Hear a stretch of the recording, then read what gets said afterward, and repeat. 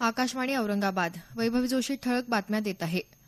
पवित्र रमजान महिन्यातल्या उपवासानंतर मुस्लिम बांधव आज ईद उल फित्र अर्थात रमजान ईद साजरी करत आहेत. ईदनिमित्त राष्ट्रपती प्रणव मुखर्जी, पंतप्रधान नरेंद्र मोदी, राज्यपाल सी विद्यासागर राव आणि मुख्यमंत्री देवेंद्र फडणवीस यांनी जनतेला शुभेच्छा दिल्या आहेत. ईदनिमित्त ठिकठिकाणच्या दर्ग्यात मुस्लिम बांधव नमाज अदा करत आहेत.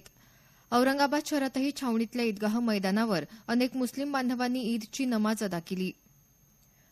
भारतानं पाकिस्तानमधले दहशतवादी तळ उद्ध्वस्त करण्यासाठी केलेल्या लक्ष्यभेदी कारवाईला जगभरातून कोणीही विरोध केला नाही, असं पंतप्रधान नरेंद्र मोदी यांनी म्हटलं आहे. अमेरिकेत व्हर्जिनिया इथं भारतीय वंशाच्या नागरिकांना संबोधित करताना ते बोलत होते. लक्ष्यभेदी कारवाईमुळे भारताची ताकद समोर आल्याचंही ते म्हणाले. भारतीय जनता पक्षाच्या 3 वर्षाच्या काळात सरकारवर भ्रष्टाचाराचा एकही आरोप नसल्याचं त्यांनी नमूद केलं.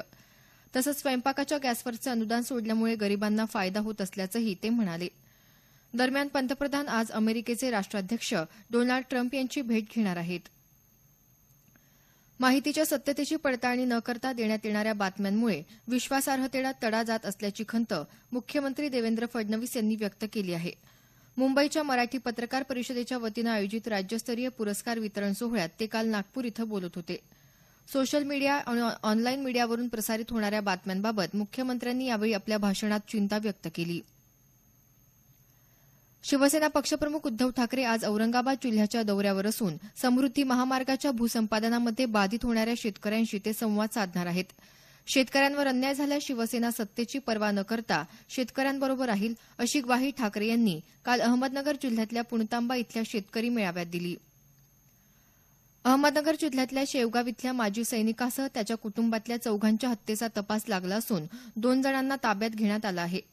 दोघांनी हत्येची कबुली दिल्याचं पोलिसांनी सांगितलं. या घटनेचा तपास स्थानिक गुन्हे अन्वेषण विभाग करत आहे. संक्षिप्त बातमीपत्र संपलं. आमचं यानंतरचं बातमीपत्र दुपारी 1 वाजता.